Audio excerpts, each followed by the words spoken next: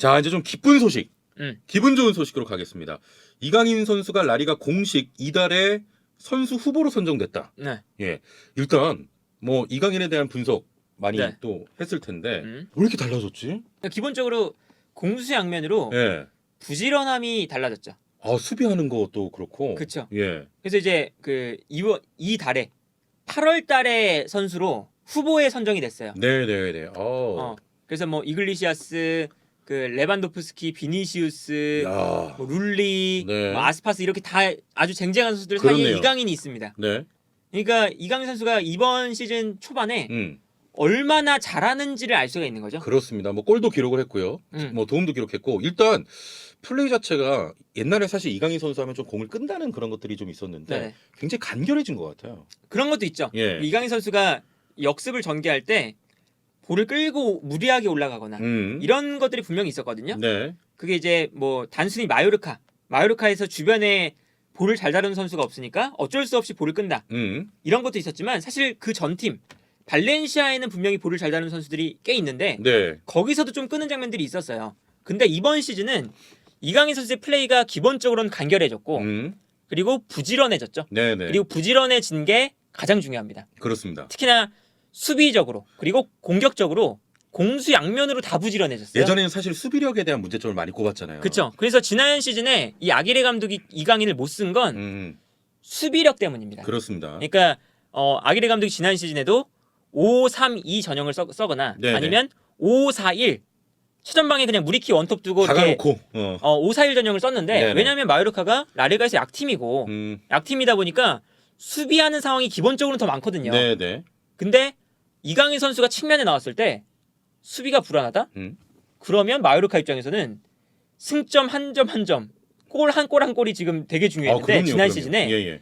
수비가 안 되면 거기서 실점이 나오는 거예요. 그리고 실제로 이강인 선수 쪽에서 크로스가 올라와서 실점하는 장면들이 꽤나 있었습니다. 그러니까 이제 당연히 수비력이 조금 부족했던 이강인 선수를 중용할 수 없었던 그렇죠. 뭐 지난 이게 시즌이었죠. 마요르카가 뭐 경기를 지배를 하는 팀은 또 아니다 보니까. 네네. 그런데 이번 시즌을 보면 이강인이 엄청 뛰어요. 아 많이 뛰어 많이. 일단 기본적으로 수비 라인을 세울 때 수비 라인으로 적극적으로 내려와 수비를 할 뿐만 아니라 네. 공격으로 나갔다가 볼을 뺏기면 지난 시즌에 이제 이강인 선수의 단점 그리고 해외 매치들에서 지적했던 게 네네. 자기가 볼을 가지고 있다 뺏긴 이후에 실망하는 모션만 취하고 따라가줘야 되는데 안 내려간 장면이 꽤 있었어요. 네네. 근데 요즘 경기를 보면요 뺏기자마자 엄청 뛰더만. 무섭게 달려갑니다. 그래서 다시 볼을 빼앗아 오는 장면도 꽤나 있어요. 네네. 그래서 어떤 기록이 있냐? 이강인 선수가 그러니까 공중볼을 제외한 지상에서 발생한 볼 경합 상황이 거기서 승리한 횟수가 라리가 전체에서 3등이에요. 아 20회. 팀에서가 아니라 라리가 전체에서. 그러니까 볼 경합 상황에서 가장 많은 승리를 가져온 선수 중 한 명이란 게 공격수잖아요. 그러네요, 진짜. 공격수가 그만큼의 수치를 기록한다는 건 엄청나게 뛰고 있다는 거죠. 이제 공수양면에 걸쳐서 잘한다는 뜻이네. 그렇죠. 이 통계가. 그런데 뭐 일단은 뭐 수비적인 측면이 많이 발전한 건 눈으로도 볼 수 있고. 네네. 근데 여기서 많이 뛰니까 공격적인 측면은 또 안 나오지 않을까? 했지만 당장 지난 경기에서 득점. 그렇죠. 지지난 경기에서는 어시스트 기록했고. 네네. 그리고 여기에 대해서 팀 내에서의 공격 지역으로 패스한 횟수가 1위. 키패스 1위. 뭐 드리블 1위. 모든 이제 좋은 공격 수치가 다 팀 내에서 1등입니다. 네네. 그러니까 그만큼 이강인 선수가 이 수비적인 측면은 발전하고 공격적인 측면도 원래 가지고 있던 것보다 더 성장해서 더 보여주고 있고. 네네. 그러니까 이 마요르카의 전술이 사실 무리키 하나 박아놓고 무리키가 이제 이 피지컬로 떨궈주면 네. 거기에 이제 옆에 있는 이 세컨 볼을 이제 그쵸. 차지하는 거 아니겠습니까? 그런 것도 좀 되는 것 같아요. 그러니까 마요르카 전술에 좀 어울리기 시작했다라고 해야 맞아요. 되나? 예. 그러니까 아기레 감독의 전술 자체가 네. 좀 그런 전술입니다. 최전방 원톱에게 패스 보내주고 혹은 투톱에게 패스를 넣어주고 거기서 떨어진 세컨볼 혹은 측면에서 크로스 좀 단순한 패턴이지만 네. 그래도 이제 중앙에서의 좀 단단한 조직력 이런 것들을 위주로 가장 최근에 레가네스를 맡았을 때도 그러한 전략으로 괜찮은 성적을 기록했거든요.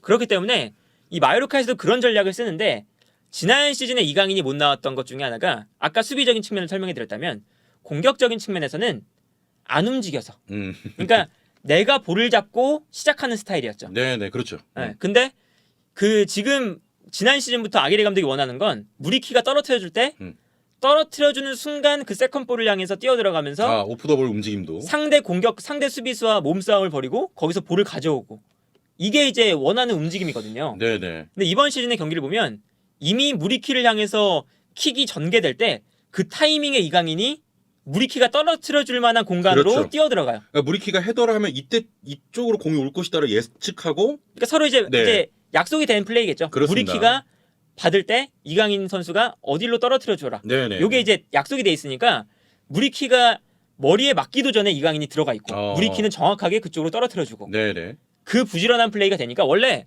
이 무리키 옆쪽에 나올 만한 선수들이 되게 많아요. 마요르카가. 그때 시즌 전에도 말씀드렸지만 지난 시즌에는 그 뭐 아부돈 프라치나 뭐 다니 로드리게스나 앙헬 로드리게스나 뭐 쿠보나 세컨드 스트라이커로 뛸 만한 선수들이 한 4명, 네네. 혹은 5명 이렇게 엄청 많았거든요. 그러니까 4명, 5명 여기에 대해서 이강인이니까 이강인이 한 자리를 두고 4-5명과 경쟁을 한 하는 거죠. 6대1인 거예요. 네. 경쟁률이. 근데 이번 경기는 이강인 선수가 압도적으로 오프 더블 플레이가 좋고 그렇습니다. 근데 오프 더블 플레이가 좋을 뿐만 아니라 원래 압도적으로 마요르카 팀 내에서 가장 볼을 잘 차는 선수고 하다 보니까 감독이 안 쓸 이유가 없습니다. 지금 지난 시즌에 비해서 너무 다른 모습들을 그렇죠. 보여주고 있기 때문에 이렇게 라리가 이달의 선수 후보, 우리나라 선수가 라리가 이달의 선수 후보에 올랐다는 게 굉장히 좀 그렇죠. 신기하기도 하고요. 그러니까 그러다 보니까 음. 이제 이거를 사실은 기세를 좀 이어가는 게 중요하겠죠. 왜냐하면 이강인 선수가 진짜 경기에서 많이 뛰거든요.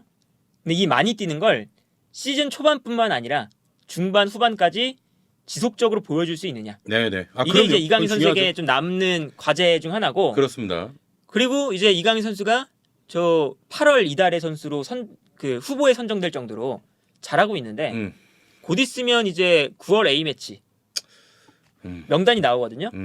이때 과연 라리가 8월에 이달의 선수상 후보에 오르는 선수를 우리가 안 뽑을 만큼의 지금 전력인가? 근데 저는 진짜 이걸 또 좀 생각해봐야죠. 개인적으로 지금 뭐 아직 뭐 몇 경기 안 뛰었는데 이강인을 평가하는 뭐 이르다 이런 분도 계세요 실제로. 그렇죠. 근데 라리가 후보잖아 선수. 근데 이 선수를 국대에서 발탁을 안 한다?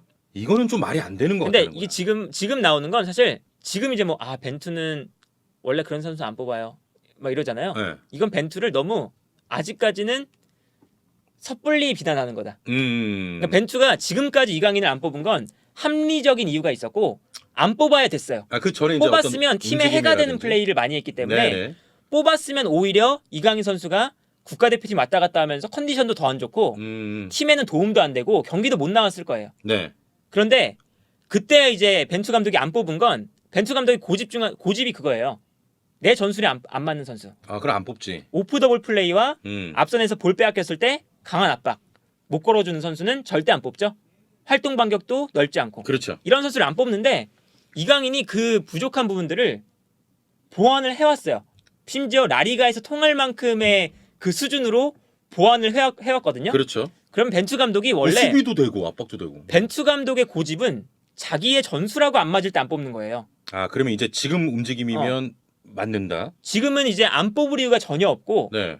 만약에 이때 안 뽑으면 사실은 뭐 벤투 감독이 그건 이제 비판을 받을 수밖에 없는 부분이고 그걸로 뭐 벤투 감독이 또 결과를 안 내면 그래 이번에 뽑을 거야. 그럼 또 이제 비판을 받을 수 있는 그런 부분이긴 하지만 그렇습니다. 벤투 감독의 좀 성향을 보면 그러니까 안 뽑는 선수를 안 뽑는다는 게 자기 전술에 안 맞는 선수를 아무리 잘해도 안 뽑는다 인 건데 이 정도까지 이강인 선수가 보여주면 자신의 전술에 맞아 보이는 요소들을 충분히 갖췄다. 네네. 네. 그렇게 볼 수 있겠습니다. 자 아무튼 이달의 선수 후보에 올라갔다는 소식 또 네. 이제 곧 결과가 나올 텐데 후보에 올라갔다는 것만으로도 뭐 일단 대단하고요. 그렇죠. 또 벤투 감독이 이강인 선수를 과연 발탁할지 여부도 지금 뭐 축구 팬들 엄청 관심이거든 사실. 너무 잘하니까. 맞아요. 네 그것도 뭐 저희가 명단 발표가 나오면 또 달성 라이브에서 전해드리도록 네. 하겠습니다.